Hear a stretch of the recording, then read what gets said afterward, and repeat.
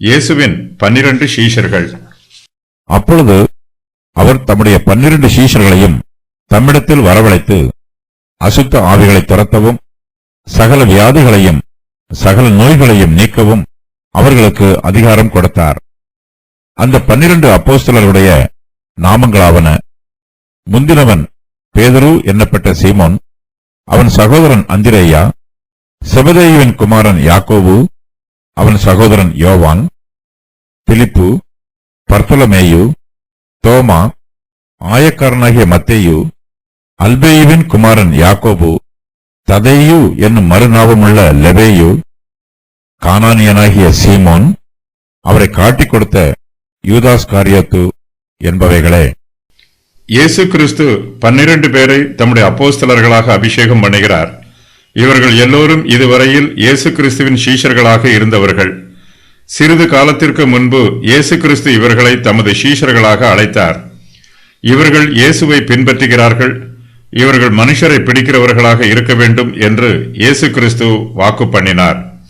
அந்த வாக்குத்தத்தம் இப்போது நிறைவேறுகிறது. இந்த 12 பேரையும் சீஷர்கள் என்னும் ஸ்தானத்தில் இருந்து அப்போஸ்தலர்கள் என்னும் கண்ணியமான ஸ்தானத்திற்கு உயர்த்துகிறார். இயேசு தமது சீஷர்களுக்கு கொடுக்கும் அதிகாரம். அப்பொழுது அவர் தம்முடைய 12 சீஷர்களையும் தம்மிடத்தில் வரவழைத்து அசுத்த ஆவிகளை துரத்தவும் சகல வியாதிகளையும் சகல நோய்களையும் நீக்கவும் அவர்களுக்கு அதிகாரம் கொடுத்தார். இயேசு கிறிஸ்துவின் சீஷர்கள் இப்போது தேர்வு நிலையில் இருக்கிறார்கள். மனுஷருக்குள் இருக்கிறதை இயேசு கிறிஸ்து அறிந்து வைத்திருக்கிறார். அதற்கு முன்பாக மனுஷருக்குள் இருந்ததையும் அவர் ஏற்கனவே அறிந்திருக்கிறார். இயேசு கிறிஸ்து தமது 12 சீஷர்களையும் தம்மிடத்தில் அழைத்து அவர்களுக்கு ஊழிய பயிற்சி கொடுக்கிறார். இது தேர்வு நிலை ஊழியமாகும். சபையில் இதை முன்மாதிரியாக பின்பற்ற வேண்டும் என்பதற்காக இயேசு கிறிஸ்து இந்த முறையை கையாளுகிறார். கர்த்தருடைய ஊழியம் பொறுப்பான ஊழியம். இந்த ஊழியத்தை தேவன் மனுஷருக்கு ஒப்புக் கொடுப்பதற்கு முன்பாக அவர் ஊழியக்காரர்களை சோதிக்கிறார். இந்த காலத்தில் ஊழியக்காரர்கள் தேர்வு நிலையில் இருக்கிறார்கள். தமக்கு சித்தமான பிரகாரமாக ஊழியம் செய்கிறவர்களை தேர்ந்தெடுத்து தேவன் அவர்களை தமது ஊழியக்காரர்களாக அங்கீகரிக்கிறார். அவர்களிடம் தமது ஊழியத்தை பொறுப்பாக ஒப்படைக்கிறார். சீஷர்கள் தேர்வு நிலையில் ஊழியம் செய்த பின்பு அவர்கள் ஆயத்த நிலையில் ஊழியம் செய்கிறார்கள். கர்த்தருடைய பெரிதான ஊழியத்தை செய்வதற்கு தங்களை தகுதிப்படுத்துகிறார்கள். இயேசு கிறிஸ்துவே இவர்களை தகுதிப்படுத்துகிறவர். தம்மோடு கூட இருக்குமாறு இயேசு கிறிஸ்து இவர்களை தெரிந்தெடுத்து இவர்களுக்கு ஊழிய பயிற்சியை கொடுத்து இவர்களை ஊழியத்திற்கு ஆயத்தம் பண்ணுகிறார். கிறிஸ்தவ ஊழியத்தில் மிகவும் முக்கியமான பகுதி இயேசு கிறிஸ்துவோடு நெருங்கிய ஐக்கியத்தில் இருப்பதாகும். இயேசு கிறிஸ்துவுக்கு ஊழியம் செய்கிறவர்கள் முதலாவதாக அவரோடு கூட இருக்க வேண்டும். ஒருவன் எனக்கு ஊழியம் செய்கிறவனானால் என்னை பின்பற்ற கடவன். நான் எங்கே இருக்கிறேனோ அங்கே என் ஊழியக்காரனும் இருப்பான் என்று இயேசு கூறுகிறார். யோவான் 12:26. பவுல் பிரஜாதியாருக்கு கர்த்தருடைய சத்தியத்தை பிரசங்கம் பண்ணினார். ஊழியத்திற்கு போவதற்கு முன்பாக அவர் கர்த்தரை தனக்குள்ளாக வெளிப்படுத்தினார். இயேசு கிறிஸ்து தமது சீஷர்களுக்கு ஊழிய பயிற்சியை கொடுக்கும்போது அவர்களுக்கு உபதேசம் பண்ணினார். சீஷர்கள் இயேசு கிறிஸ்துவின் பாதபடியில் அமர்ந்து கற்றுக்கொள்ளும் மாணாக்கர்களாக இருந்தார்கள். அவர்களுக்கு இயேசு கிறிஸ்து வேத வாக்கியங்களை திறந்து காண்பித்தார். வேத வசனங்களை புரிந்து கொள்ளும் ஞானத்தையும் அவர்களுக்கு கொடுத்தார். பரலோகத்தின் ரகசியங்களை அறியும் சிலாக்கியம் சீஷர்களுக்கு கொடுக்கப்பட்டிருக்கிறது. மற்றவர்களுக்கு போதிக்க வேண்டும் என்று விரும்புகிறவர்கள் முதலாவதாக கற்றுக்கொள்கிறவர்களாக இருக்க வேண்டும். பிறருக்கு கொடுக்க வேண்டும் என்றால் அதற்கு முன்பாக பெற்றுக்கொள்ள வேண்டும். இயேசு கிறிஸ்து தமது சீஷர்களை ஊழியத்திற்கு அனுப்புவதற்கு முன்பாக அவர்களுக்கு உபதேசம் பண்ணுகிறார். அப்போஸ்தலருடைய ஊழியம் விரிவடையும் போது இயேசு கிறிஸ்து அவர்களுக்கு தேவையான மேலும் பல சத்தியங்களை உபதேசம் பண்ணுகிறார். இயேசு கிறிஸ்து தம்முடைய 12 சீஷர்களையும் தம்மிடத்தில் வரவழைக்கிறார். இதற்கு முன்பு இயேசு அவர்களை தம்மை பின்பற்றி வருமாறு அழைத்தார். இப்போதோ அவர்களை தம்மிடத்தில் வருமாறு அழைக்கிறார். இயேசு கிறிஸ்துவினிடத்தில் சீஷர்கள் நெருங்கி சேரும்போது அவர்களுக்குள் நெருக்கமான ஐக்கியம் உண்டாகும். நியாய பிரமாணத்தின்படி ஆசாரியர்கள் தேவனுடைய பிரகாரத்தில் உட்பிரவேசித்தார்கள். சாதாரண ஜனங்களுக்கு மகா பரிசுத்த ஸ்தலத்தில் பிரவேசிப்பதற்கு அனுமதி இல்லை. ஆசாரியர்கள் மாத்திரமே தேவனுடைய ஊழியத்தை செய்து தேவனுக்கு நெருக்கமாக இருந்தார்கள். பழைய ஏற்பாட்டு ஆசாரியர்களைப் போல புதிய ஏற்பாட்டு காலத்தில் இயேசு கிறிஸ்து தம்முடைய சீஷர்களை தமக்கு நெருக்கமாக இருக்குமாறு அழைக்கிறார். சுவிசேஷ ஊழியர்கள் எப்போதுமே இயேசு கிறிஸ்துவுக்கு நெருக்கமாக இருக்க வேண்டும். இயேசு கிறிஸ்து உபதேசம் பண்ணும்போது அவருடைய சீஷர்கள் தாங்களாகவே அவரிடத்தில் வருகிறார்கள். இப்போது இயேசு கிறிஸ்து தமது சீஷர்களை தம்மிடத்தில் அழைத்து அவர்களை அப்போஸ்தல ஊழியத்திற்கு அபிஷேகம் பண்ணுகிறார். இயேசு கிறிஸ்துவின் சீஷர்கள் இப்போது பிரசங்கம் பண்ணுவதை விட கற்றுக்கொள்வதில் அதிக கவனம் செலுத்துகிறார்கள். நாமும் மற்றவர்களுக்கு பிரசங்கம் பண்ணுவதற்கு முன்பாக தேவனுடைய அழைப்பை பெற்றுக்கொள்வதற்கு காத்திருக்க வேண்டும். தேவனுடைய தெளிவான அழைப்பை பெற்றுக்கொண்ட பின்பே மற்றவர்களுக்கு பிரசங்கம் பண்ண வேண்டும். இயேசு கிறிஸ்து தம்முடைய சீஷர்களுக்கு அதிகாரம் கொடுக்கிறார். இயேசுவின் நாமத்தினால் சீஷர்களுக்கு அதிகாரம் கொடுக்கப்படுகிறது. கர்த்தருடைய சுவிசேஷத்திற்கு ஜனங்களை கீழ்ப்படியுமாறு கட்டளையிடும் அதிகாரத்தை இயேசு தம்முடைய சீஷர்களுக்கு கொடுக்கிறார். இந்த அதிகாரத்தை உறுதி பண்ணுவதற்கு அசுத்த ஆவிகளை துரத்தும் அதிகாரத்தையும் சகல நோய்களையும் சகல வியாதிகளையும் நீக்கும் அதிகாரத்தையும் இயேசு தமது சீஷர்களுக்கு கொடுக்கிறார். இயேசு கொடுக்கும் அதிகாரத்தின் மூலமாக பிசாசுகள் சீஷர்களுக்கு கட்டுப்படுகின்றன. நீதியான எல்லா அதிகாரமும் இயேசு கிறிஸ்துவிடம் இருந்தே வருகிறது. இயேசு கிறிஸ்துவுக்கு எல்லா அதிகாரமும் அளவில்லாமல் கொடுக்கப்பட்டிருக்கிறது. தமது மகிமையில் ஒரு பகுதியை இயேசு கிறிஸ்து தமது ஊழியர்களுக்கும் கொடுக்கிறார். பழைய ஏற்பாட்டு காலத்தில் மோசே தன்னுடைய மகிமையில் ஒரு பகுதியை யோசுவாவிற்கு கொடுத்தார். அசுத்த ஆவிகளை துரத்தும் அதிகாரத்தையும் சகல வியாதிகளையும் சகல நோய்களையும் நீக்கும் அதிகாரத்தையும் இயேசு கிறிஸ்து தமது சீஷர்களுக்கு கொடுக்கிறார். பிசாசை மேற்கொள்வதும் உலகத்தை குணப்படுத்துவதுமே சுவிசேஷத்தின் திட்டமாகும். அசுத்த ஆவிகளை துரத்தும் அதிகாரத்தை சீஷர்கள் இயேசுவிடம் இருந்து பெற்றுக்கொள்கிறார்கள். கிறிஸ்துவின் ஊழியக்காரர்களுக்கு பிசாசுகளின் மீது அதிகாரம் கொடுக்கப்படுகிறது. பிசாசுக்கு எதிராகவும் அவனுடைய ராஜ்யத்திற்கு எதிராகவும் ஊழியக்காரர்கள் இந்த அதிகாரத்தை பயன்படுத்த வேண்டும். ஜனங்களுடைய சரீரத்தை பிடித்திருக்கும் அசுத்த ஆவிகளை துரத்தும் அதிகாரத்தை இயேசு கிறிஸ்து தமது ஊழியக்காரர்களுக்கு கொடுக்கிறார். சாத்தானுடைய ராஜ்யத்தை அழிக்கவும் அவனுடைய எல்லா கிரியைகளை ஒழிக்கவும் தேவகுமாரன் இந்த பூமிக்கு வந்தார். இயேசு கிறிஸ்து தமது சீஷர்களுக்கு சகல வியாதிகளையும் சகல நோய்களையும் நீக்கும் அதிகாரத்தை கொடுத்திருக்கிறார். அற்புதங்கள் செய்வதற்கு கிறிஸ்து தமது சீஷர்களுக்கு அதிகாரம் கொடுக்கிறார். தங்களுடைய உபதேசத்தை உறுதி பண்ணுவதற்காகவும் இவை தேவனுடைய உபதேசங்கள் என்பதை நிரூபிப்பதற்காகவும் சீஷர்கள் இயேசு கிறிஸ்துவின் நாமத்தில் அற்புதங்களையும் அடையாளங்களையும் நடப்பிக்க வேண்டும். அற்புதங்களும் அடையாளங்களும் எல்லா அங்கீகரிப்புக்கும் பாத்திரமாக இருக்கிறது. குணப்படுத்துவதும் ரட்சிப்பதும் சுவிசேஷத்தின் திட்டமாகும். அற்புதங்களை நடப்பிக்குமாறு கிறிஸ்து தமது சீஷர்களுக்கு கொடுத்திருக்கும் அதிகாரம் இயேசு கிறிஸ்துவை உலக இரட்சகராக வெளிப்படுத்துகிறது. இயேசு கிறிஸ்து சாதாரண போதகர் மாத்திரமல்ல, அவர் அற்புதர். இயேசு கிறிஸ்து தங்களுக்கு கொடுத்திருக்கும் அதிகாரத்தினால் சீஷர்கள் சகல வியாதிகளையும் சகல நோய்களையும் குணப்படுத்த வேண்டும். எப்படிப்பட்ட வியாதியாக இருந்தாலும் எத்தனை நாள்பட்ட வியாதியாக இருந்தாலும் சீஷர்கள் அதை குணப்படுத்த வேண்டும். மருத்துவர்கள் வியாதியஸ்தரை கைவிட்டாலும் கர்த்தருடைய ஊழியக்காரர்கள் அவர்களை கைவிடக்கூடாது. சுவிசேஷத்தின் கிருபையில் எல்லோருக்குமே ரட்சிப்பு வாக்கு பண்ணப்பட்டிருக்கிறது. எல்லா வேதனைகளுக்கும் சுவிசேஷத்தில் ஆறுதலும் பரிகாரமும் உள்ளது. இயேசு கிறிஸ்துவால் குணப்படுத்த முடியாத சரீர பிரகாரமான வியாதியோ அல்லது ஆவிக்குரிய வியாதியோ எதுவுமில்லை. எல்லா விதமான வியாதிகளையும் குணப்படுத்துவதற்கு இயேசு கிறிஸ்துவின் வல்லமை போதுமானது. ஆகையினால் வியாதியஸ்தர்கள் யாரும் தங்களுக்கு நம்பிக்கை இல்லை என்று புலம்ப வேண்டியதில்லை. இயேசு கிறிஸ்துவிடம் வந்தால் வியாதிகள் சொஸ்தமாகும். தேவனால் கூடாத காரியம் ஒன்றுமில்லை.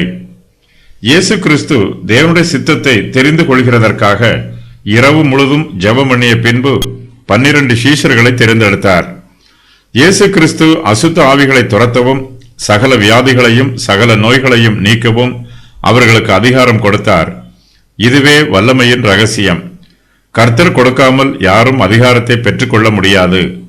கர்த்தர் கொடுத்த பின்பு கூட நாம் விசுவாசத்தினால் அதை காத்துக்கொள்ளவில்லை என்றால் நம்மிடத்தில் அந்த அதிகாரம் தங்காது. 12 அப்போஸ்தலருடைய நாமங்கள். அந்த 12 அப்போஸ்தலருடைய நாமங்கள் ஆவன: முந்தினவன் பேதுரு என்னப்பட்ட சீமோன், அவன் சகோதரன் அந்திரேயா, செபதேயுவின் குமாரன் யாக்கோபு, அவன் சகோதரன் யோவான், பிலிப்பு, பர்த்தலமேயு, தோமா, ஆயக்காரனாகிய மத்தேயு, அல்பேயுவின் குமாரன் யாக்கோபு, ததேயு என்னும் மறுநாமமுள்ள லெபேயு, கானானியனாகிய சீமோன், அவரை காட்டிக் கொடுத்த யூதாஸ் காரியாத்து என்பவைகளே. அப்போஸ்தலர் என்னும் பெயருக்கு அனுப்பப்பட்டவர் என்று பொருள். அப்போஸ்தலர்கள் கிறிஸ்துவின் நற்செய்தியை அறிவிப்பதற்காக அனுப்பப்பட்டிருக்கிறார்கள். இயேசு கிறிஸ்துவின் நாமத்தினால், அவருடைய அதிகாரத்தினால் அசுத்த ஆவிகளை துரத்தவும் சகல வியாதிகளையும் சகல நோய்களையும் நீக்கவும் அப்போஸ்தலர்கள் அனுப்பப்பட்டிருக்கிறார்கள். தேவதூதன் என்னும் வார்த்தைக்கும் அப்போஸ்தலர் என்னும் வார்த்தைக்கும் ஒரே பொருளே கொடுக்கப்பட்டிருக்கிறது. இவ்விருவருமே அனுப்பப்பட்டவர்கள். உண்மையுள்ள ஊழியக்காரர்கள் எல்லோருமே இயேசு கிறிஸ்துவால் அனுப்பப்பட்டவர்கள்தான்.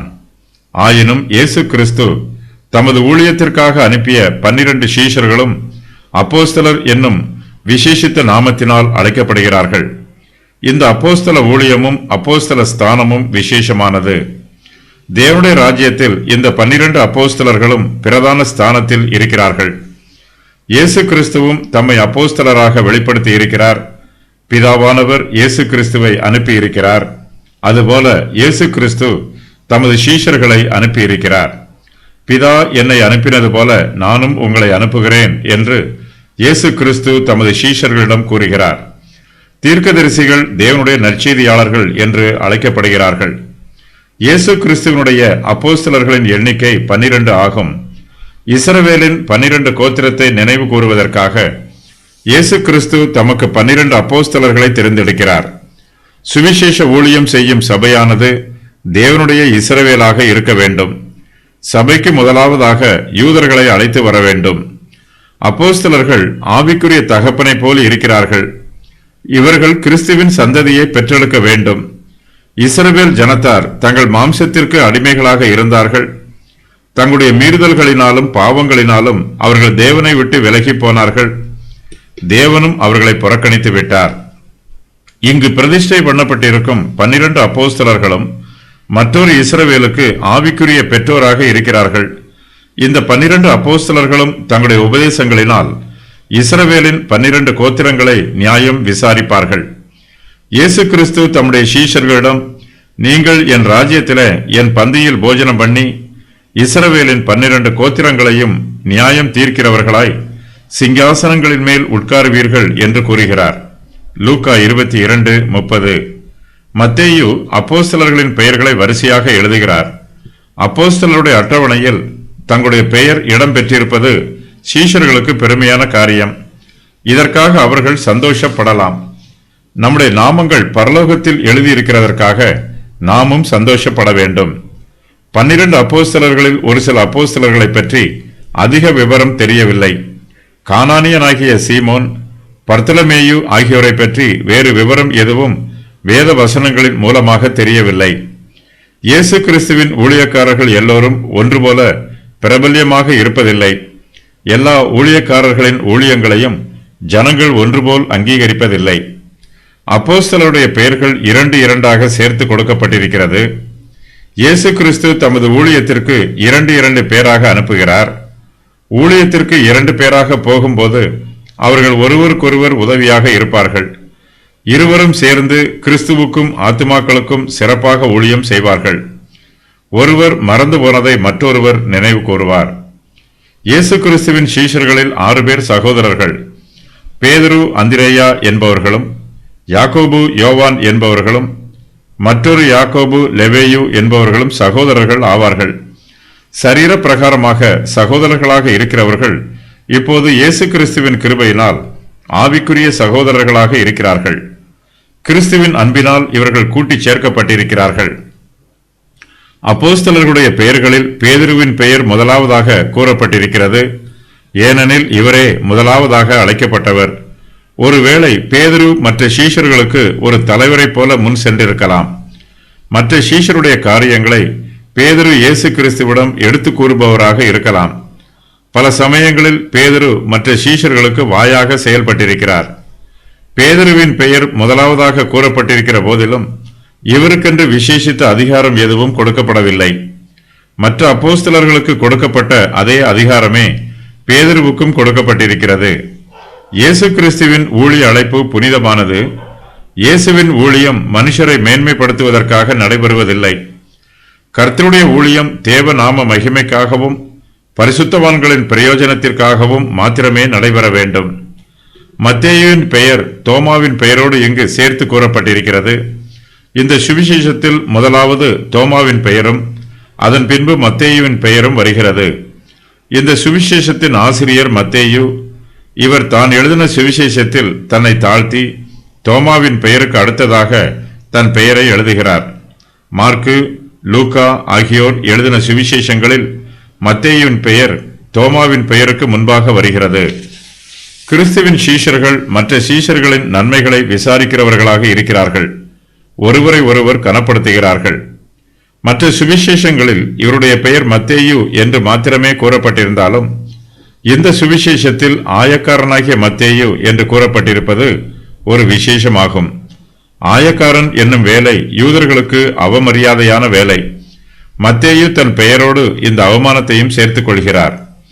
இயேசு கிறிஸ்து என்னும் கற்பாறையின் மீது இந்த அப்போஸ்தலர்கள் கட்டி எழுப்பப்படுகிறார்கள்.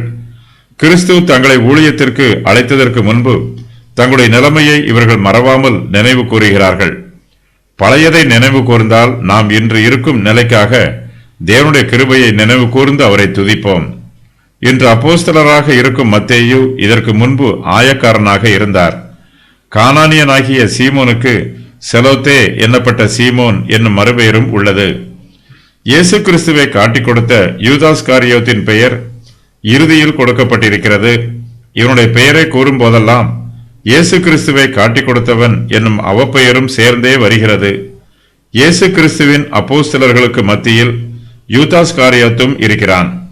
நமது அன்பின் விருந்துகளிலும் யூதாஸ் காரியோத்தை போன்ற கரைகள் இருக்கலாம். கோதுமைகளின் மத்தியில் களைகள், ஆடுகளின் மத்தியில் ஓநாய்கள் இருக்கலாம். இவற்றை வேறு பிரிக்கும் காலம் விரைவில் வரப்போகிறது. அப்போது மாய்மாலக்காரர்கள் அடையாளம் காணப்பட்டு அவமானப்படுவார்கள். 4 இடங்களில் அப்போஸ்தலர்களின் பெயர்கள் வரிசையாக அட்டவணை கொடுக்கப்பட்டிருக்கிறது. இவை அனைத்திலும் சீமோன் பேதுருவின் பெயரே முதலாவது வருகிறது. பர்த்தலமேயு என்பவன் பிலிப்புவின் சகோதரன். நாத்தான்வேலின் மூதாதருடைய பெயர் 12 அப்போஸ்தலர்களில் ஒருவன். வரலாற்றின் பிரகாரம் சீரியா, பிரிக்கியா, இந்தியா ஆகிய தேசங்களில் சுவிசேஷத்தை பிரசங்கம் பண்ணினான். அதன் பின்பு இவனை சிலுவையில் தலைகளாக தொங்கவிட்டு அடித்துக் கொன்றார்கள். அர்மேனியாவில் ஆஸ்திகாஸ் ராஜா இவனை சிரச்சேதம் பண்ணினான் என்றும் வரலாறு கூறுகிறது. தோமா இந்தியாவில் இரத்த சாட்சியாக மரித்தவர். ததேயு என்னும் மறுநாமம் உள்ள லெபேயு பெர்சியாவில் ஊழியம் செய்தார் என்றும் அங்கிருந்து புறஜாதி ஆசாரியர்கள் இவரை அடித்து கொன்றுவிட்டார்கள் என்றும் வரலாறு கூறுகிறது.